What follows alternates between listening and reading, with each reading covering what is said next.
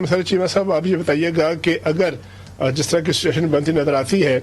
अब पंजाब में chief minister का इंतखाब दोबारा होता है, तो एक तो ये बताइएगा कि क्या चीफ मिनिस्टर के कैंडिडेट आपके परवेज लाई साहब ही होंगे। दूसरा ये बताइएगा कि काफ लीग जो है उसके जो अरकान पंजाब असम्बली है उनकी सपोर्ट करेंगे। क्या लाइमल होगा आपका, किस तरह से इस इलेक्शन को निभाएंगे? बिस्मिल्लाहिर्रहमानिर्रहीम, बहुत शुक्रिया। अभी तक इंशाल्लाह आज एक तो सबसे पहले कल का फैसला बड़ा खुशाइन था,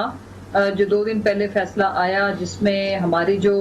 आपको पता है कि रिजर्व सीट्स का नोटिफिकेशन तो उसी वक्त ही आपका जो आयन का आर्टिकल 224 है उसको वो प्रॉपर तरीके से डिफाइन करता हो जाना चाहिए था, लेकिन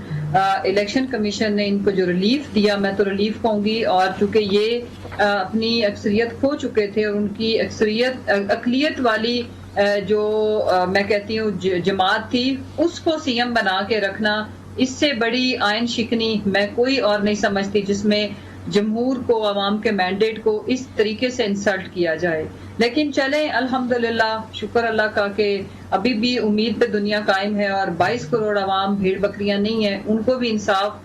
फराहम हो रहा है, बट स्लो स्पीड के साथ, आहिस्ता आहिस्ता हम इसको भी वेलकम करते हैं।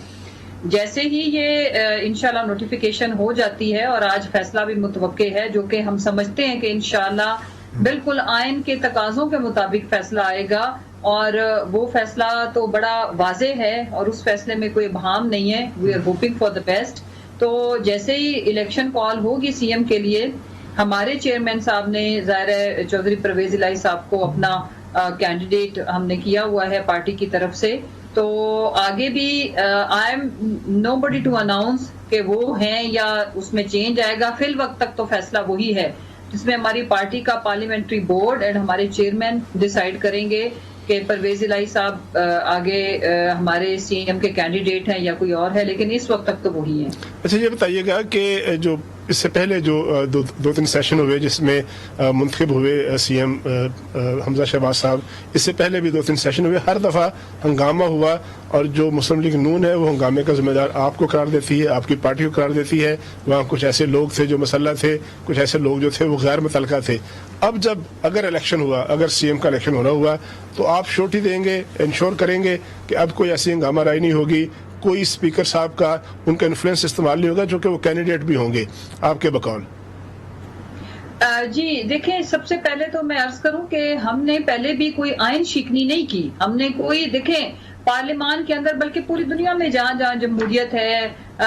मतलब नारेबाजी करना, समटाइम्स स्पीकर डाइस की तरफ आ जाना, उस तरफ घिराव करना, माजी में आप क्या देखें, अभी भी जितने भी बजट सेशन आप उठा के देख लें, चाहे वो नेशनल असेंबली का था या प्रोविंशियल असेंबली का था, बजट बुक्स मारी जाती थी, जो कुछ हुआ, तो हमने तो कोई आउट ऑफ द वे या जो पार्लियामानी रवायात ना हो इस तरह की कोई हरकत हमने पहले भी नहीं की, बाय द वे, जो कि हम अब अपने आप को बाज रखेंगे। और यहाँ पे जो गैर आईनी काम हुआ वो ये था कि पार्लियामान का तकद्दुस पामाल हुआ, और वो हुआ जब आपने पुलिस की एंट्री की और उनके साथ बहुत सारे, मेरे अपने मोबाइल में अभी भी फुटेज मौजूद है, मेरे ऊपर भी खैर इन्होंने दहशतगर्दी का पर्चा काटा, उधर एफआईआर जो थी असेंबली की, कोई एक फुटेज ऐसी नहीं होगी जिसमें मैंने कोई इलीगल एक्ट किया, जिसमें मैं किसी को मार रही हूँ या खुदा ना खास्ता जदोकोब जहाँ पे हो रहा था वहां पे मैं मौजूद भी नहीं थी, मैं साइड पे थी। जरा ताहिर साहब से उनका